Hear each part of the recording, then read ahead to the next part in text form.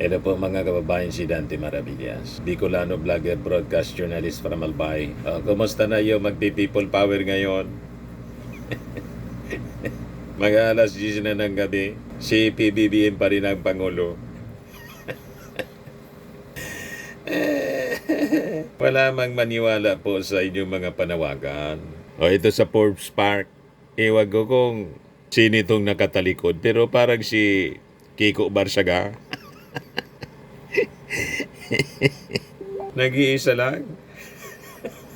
Yan pala ang people power nila, mga kababayan. O ito, sa report ng DCRH, 3 hours ago, look, United People's Initiative, nagsagawa ng kilos protesta sa Raha Sulaiman Park sa Rojas Boulevard, Manila, laban sa administrasyon ni Pangulong Ferdinand Marcos. Yan lang po, mga kababayan. Hindi mag-50. Cleanose up nila para hindi makitang kukunti lang sila. Kantsaw ang inabot nila. Dami. Meow meow. Sabi ni Yoli Gatchalian, buti pa magsimba at magsisi sa halip na magdasal para sa mga nasalanta ng bagyo at lindol at bagyo. Puro masasama. Iniisip nyo, wala nang pagmamahal sa puso ninyo, sinasamba ninyo, walang Diyos, pera, pinapanginoon ninyo. Sabi ni Rider Journey, ang dami Sabi ni Ivy Villanueva, bayad mga yan. Sabi ni Jerry Arca Tabilisma, low budget na yata ang bossing. Naubusan na ng budget para sa planong pagpatalsik sa ating Pangulong Bongbong Marcos. Kahit pa may budget kayo, wala na kasing naniniwala sa inyo. Yung mga nagsasabing 32 million ang boto ni Sara, nangawala na po lahat. Dito na lang yung natira. Kasi ito mga DDS, yung mga bumoto kay Sara kasi ikinampanya ni Martin Romualdez. At ng ating Pangulong Bongbong Marcos, yung campaign manager po ni Sara Duterte, si Martin Romualdez. Pero ngayon, walang tigil sila sa paninira kay Martin Romualdez. You see, nag-resign na nga po si Martin Romualdez, hindi pa rin makamove on. Iniisip natin, ang akala ko ba, walang sinabi si Martin Romualdez? Bakit pinagpapansin ninyo? Ayaw ninyong tatanan si Martin Romualdez. Akala ko ba, yung ratings ni Sara, malayo kay Martin Romualdez? Di ba niya, Mr. Maravillas? Tinalo na si Sara. Yun ang nangyari kasi mga kababayan. Tinalo na si Sara ni Martin sa survey. Kaya ayaw nilang tantanan. Ilalo niyan, sisikat si Martin Romualdez. Yan mo ang survey. 62% House Speaker Martin Romualdez. Sara Duterte, pabulusok siya. 58%. Yan ang rason kung bakit ayaw tantanan ng paninira ngayon ng mga DDS at lalo na ni Sara. Si Martin Romualdez, pinasalamatan niya noon kasi nanalo siya by landslide tulad ng ating Pangulong Bongbong. Ito, pakinggan niya. I'd like to personally publicly thank Congressman Martin Romualdez for taking me in Lakas CMD and accepting the challenge to be one of my two campaign managers. Yan ang ingrato, walang utang na loob. It was not without irritations and challenges. Kaya siya nanalo. You did very well. Palakpakan yung mga Duterte supporters. 2 million votes. You did it all. You made it all. 32 million votes. And, Galing mismo sa bibig ni Sara. Pagod, puyat, luha, lahat yun ni Congressman Martin Romualdez. Kita mo? And as a candidate, I'm truly appreciative of how he took care of me. Actually, silang dalawang campaign managers ko. I was always with food. Hindi siya I was nagutom. always full. Busog na And, busog lagi siya. Lahat galing kay Sila Martin nagpapalita Romualdez. Na nagpapadala ng pagkain sa akin. So one campaign manager will send today, the next day, and the other campaign manager will send me food. In fact, nung kinento ko yon kay President Marcos, sabi ko, sir, alam mo, napakaswerte ko talaga dahil busog ako lagi, dahil lagi akong pinapadalhan. Sabi niya, nasaan na ba ang mga campaign managers ko? Bakit hindi ganito ang nangyayari sa akin? Nagsilos pa nga yung ating Pangulo kasi lahat inaasikaso na lang si Sara Duterte. So galing mismo sa galing mismo mga kababayan sa bibig ni Sara Duterte ang 32 million na boto niya. Lahat yan dahil kay Martin Romualdez. You made it all. Kaya huwag kayong magtaka kung bakit. Ngayon, gusto nilang i-people power yung ating Pangulo. Ito lang sila. Ito kasi yung natira. Ito yung mga DDS talaga. Yan o. Yan na lang po ang natirang supporter ni Sara kasi ang 32 million, wala yon kay Martin Romualdez sa pangangampanya sa kanya. At ang bumoto kay Sara, mga Marcos supporters. Marcos Romualdez supporters. Kaya wag kami, mga DDS, ang nipis ninyo. Yung 32 million na boto ng mga kababayan ni Sara, kasama ko doon. Binoto ko na lang si Sara Duterte. Kasi sabi ko, matatalo man lang si Tito Sen, si Soto sana yung gusto kong iboto. Sabi ko, di na bale. Next time na lang, in case kumandidato si Tito Sen. Pero ngayon ikako, hindi man mananalo kay Sara kasi yung 31 million na boto, 31 million plus na boto sa ating Pangulo, yun din ang bumoto kay Sara. Yung excess po sa 31 million plus, kaya naging 32 million, yun ang DDS. Yan sila po. Kaya hindi makamove on sa paninira ang mga DDS kay Martin Romualdez. Napaka walang utang na loob ni Sara at ang mga DDS, mga kababayan. Niloklok ni Martin Romualdez si Sara sa pagiging vice presidente, sinisiraan na sinisiraan nila. Kung ano-ano mga kababayan na iniimbentong istorya. Recycle nila yung mga issue and lies. Yung issue nila lies. True lies. Kasi alam nila mga kababayan, si Martin Romualdez kasi remains as one of the smartest political minds today. Yan ang totoo niyan mga kababayan. He is trusted, connected, and respected by leaders from every district sa buong bansa. Kung hindi nag-resign si Speaker Martin, hindi man po siya mapapalitan bilang speaker. Nag-resign na lang for delikadesa kasi isinasabit yung kanyang pangalan. Yan ang ebidensya. 58 of 63 party list lawmakers support Romualdez as House Speaker. Yan yung mga pinakang malalaki na mga partidong sumusuporta sa kanya. Liberal Party, Lakas Christian Muslim Democrats, Nationalista Party, National Unity Party, Nationalist People's Coalition, Partido Federal ng Pilipinas, plus itong total of 58 party list representatives in the incoming 20th Congress. Kaya lang si Martin po, manipis ang mukha, hindi tulad ng mga kapituko sa Senado. Tapos yung vice presidente, kapituko, na-impeach na, ayaw pang umalis. You see? Sa totoo lang, pinagsisilosan masyado si Martin Romualdez ng mga DDS na magiging katunggali ni Sara Duterte. Pero whether he runs or not sa 2028 election mga kababayan sa pagkapangulo, ang kanyang boses will shape the future of this country. Yan ang katotohanan yan. Suportado siya ng mga congressmen sa buong Pilipinas, Luzon, Visayas, and Mindanao. Super majority nga po ang sumusuporta sa kanya. Yung mga DDS influencers, manira pa sila ng manira mga kababayan kay Martin Romualdez. Pero hindi apektado ang suporta mga kababayan ng mga congressmen na may direct influence sa mga mamamayan ng bawat distrito. Yan ang katotohanan. Kaya masyadong insecure si Sara Duterte. Kaya walang tigil siya sa pagbanggit na Martin Romualdez.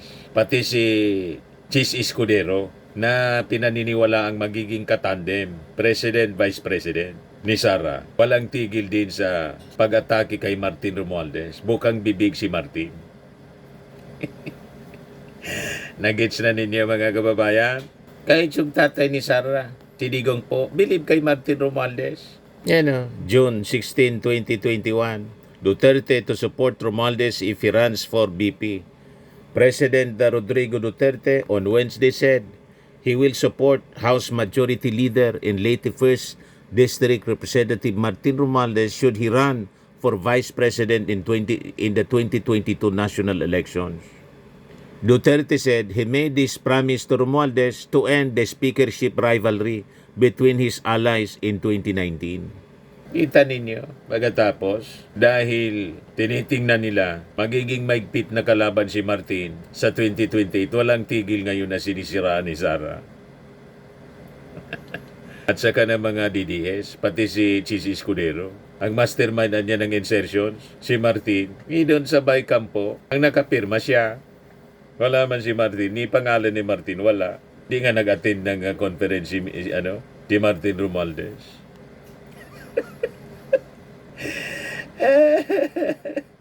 Malinaw na malinaw sa dokumento po. Si Martin Romualdez kasi mga kababayan, isa siyang political strategist na hindi nila matalo-talo.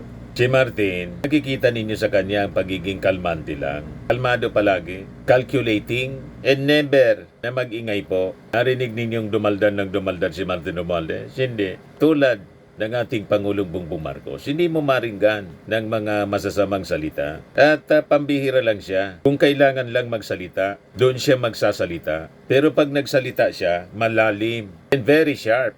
Kabaliktaran ng makikita natin kay Sara Duterte na daldal ng daldal. Ayan tuloy, pati yung kanyang tatay pinahamak na deny yung interim release sa kakadaldal ni Sara. Kung pinahamak ni Sara, mga kababayan mismo, pati yung kanyang tatay, anong rason hindi ipahamak ang mga mamamayang Pilipino tulad ng pagpahamak ng kanyang tatay sa mga na-AG case? Di ba po?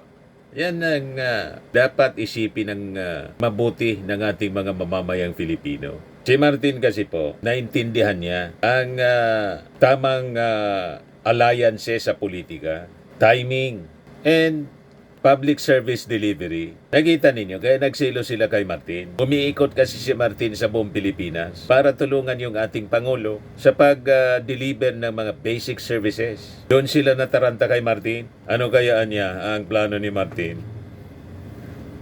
Ikot ng ikot. Na-threaten yung political ambitions po nila. Yan ang totoo niyan. Nag-gets na ninyo po kung bakit bukang bibig nila Martin Romualdez? Other than, sa pagbanat nila kay Martin, they hope na tatamaan yung ating Pangulong Bongbong. At magatungan ng people power, hindi na makatapos ng term yung ating Pangulo. Uupo na si Sara. Gusto magmadali.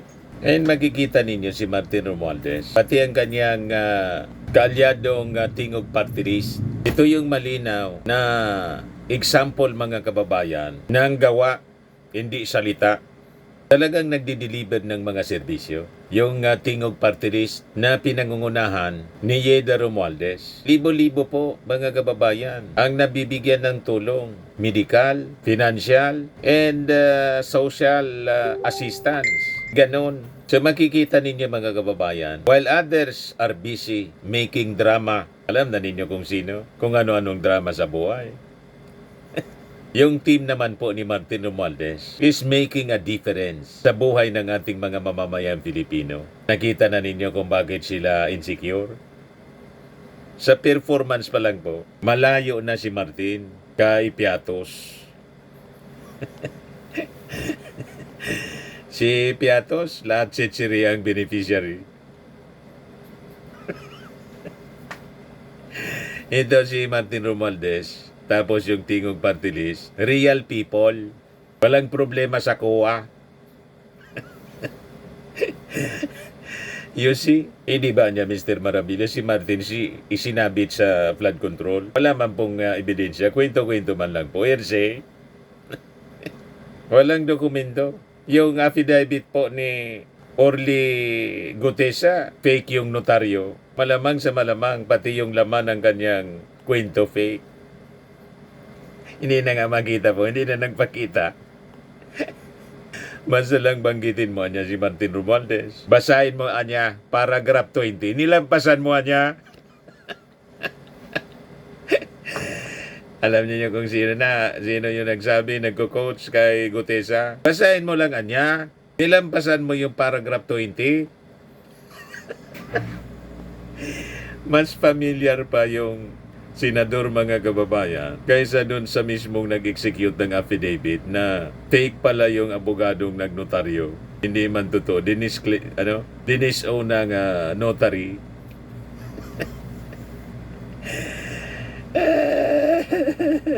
Walang kaso, mga kababayan, walang papel. Lahat lang yung akusasyon po, lahat lang smoke, walang fire.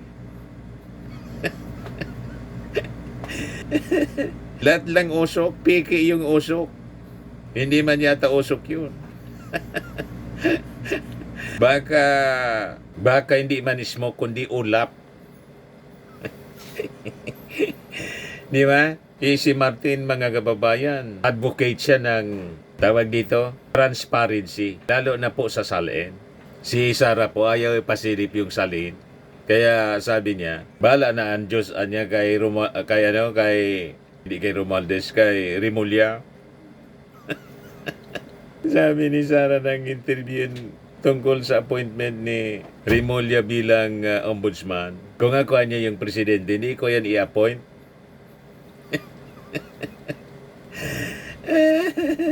Hindi ka man talaga magiging presidente. Yan sabi ni Sara Duterte, huwag niyang silipin niya, ilagay na niya sa harap niya at pag-aralan niya nang maayos kung ano man yung gusto niyang gawin. Pasa Diyos na lang natin siya at ang kanyang mga gagawin bilang ombudsman. Yan sabi ni Sara po. So makikita na ninyo ang reality about all these attacks. Politika talaga po. Pinopolitika lang si Martin Romualdez. Napakalinaw. As they failed to beat him with logic, ginagamitan nila ng lies, kasinungalingan po. They failed to match Martin's strategy. Yan ginagawa nila. They weaponize fake scandals. Tulad ditong pagsabit kay Martin sa blood control scam, saka sa insertion. Kaya nakapirma sa insertions po, sabay cam report si Chis Escudero. Wala yung pangalan ni Martin sa bycam report po. At sabi ni Congressman Puno, hindi man na niya siyang pumunta dyan. Nandyan na niya si Saldicot saka si Chis Escudero. Yun pati yung nakapirma. You see? Hindi nila kaya i-destroy ang isang tao na ang credibility, mga kababayan, is built on proof, not propaganda. Yung isa, lahat propaganda po. Kung ano-ano na lang ginagawa ng mga supporters para mapag-usapan si Sara. Kung ano-ano mga pinopost para i-glorify si Sara. Hindi na po maaari sa isipan ng mga tao yung video niya ng pagbabanta. Hindi na po matanggal. Searchable. You see? So makikita natin yung pagkakaiba ng dalawa, mga kababayan. Si Martin po, hindi kailangang magsisigaw para siya marinig ng mga tao. He moves with discipline. Yan ang pagkakaiba niya. At pag siya nagsalita, lahat nakikinig. Tulad ng mga congressmen kung saan siya Speaker of the House dati. At nalungkot yung ating mga congressmen sa buong Pilipinas na magdesisyon siya na mag-resign bilang speaker. Diba po? Ang speakership po, based on trust and strong leadership. Pag wala po, kudita, tulad nangyari kay Chis Escudero at sa mga previous speakers. Si Martin po, hindi kinodita. Resign talaga siya, nirelinquish niya. At yung in-endorse niya na magiging sunod na Speaker of the House, yun ang ibinoto po. Yun ang pinili ng mga congressmen. Nakita ninyo? Malakas ang endorsement ni Martin Romualdez. Malakas ang impluensya niya po. Kaya na-insecure masyado yung mga gustong tumakbo pagka-presidente sa 2028 election. Kaya ayaw siyang tantanan. Hindi man nag-announce si Martin. Tahimik lang. Duda lang ninyo eh. Pinagdududaan lang ninyo yung tao. Kaya ninyo sinisiraan ng sinisiraan. So ang tunay na leader po mga kababayan, hindi kailangang manira para magtagumpay. Ganon ang totoong leader. And you know, sa dulo nito, truth in track record mga kababayan will always outshine political theatrics tulad ng ginagawa po ng mga naninira kay Martin Romualdez. Puro drama. Diba? Yung drama nila, hindi umubra sa ICC, denied. Kaya nga, yung sabi natin, itong mga DDS, isigi lang ninyo yung pagsigaw-sigaw na bring him home. Effective po, lalong nadiin si Digong. Hindi pinaunlakan yung interim release. Kasi sabi ng ICC, may impluensya pa niya si dating Pangulong Digong. Baka pag nirelease natin, hindi na bumalik. Kaya nga, ang ating challenge kay Sara Duterte, isbakan po ninyo yung ICC, pagmumurahin po ninyo. Tapos sulsulan ninyo yung mga kakampi nyong senador. Mag-file ng panibagong resolusyon condemning the ICC for denying the request for interim release ni Digong. Effective yan. Yan ang magandang gawin po ninyo. Okay po, mga kababayan. Yan lang ang ating short video ngayon. Ako po si Dante Maravillas. Bye-bye. God bless.